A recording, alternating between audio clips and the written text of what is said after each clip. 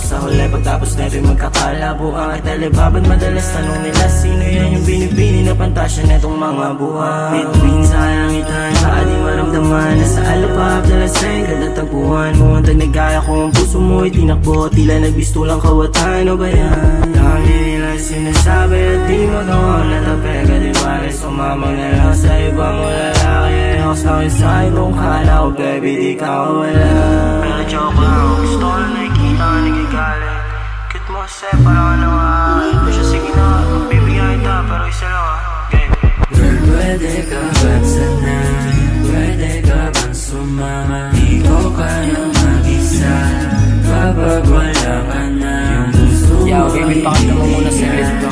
Basta sumama ka, pangako kaya sasaktan at iingatan ka. Bumatagal ang paligid pagpapalapit, kakapul sa amat parang inasinta. Sintalin, ka din makadikit kahit pasaglit. Kapag ahali ka madikit, yakap mahigpit. Mga di ko ginawa sa'yo, wag mong ibintang. Sa'yo di ko kaya na gawin yan. Malayo man ako, alam ko na dinig yan. Pero sana di mo na lang to na mapakinggan. Tuno na yung yelo sa baso, kalat na yung kwarto. Baby, sisipot ka pa ba? Dalawang alak lang katapat. Pag nagtatapat na naman amat nating dalawa.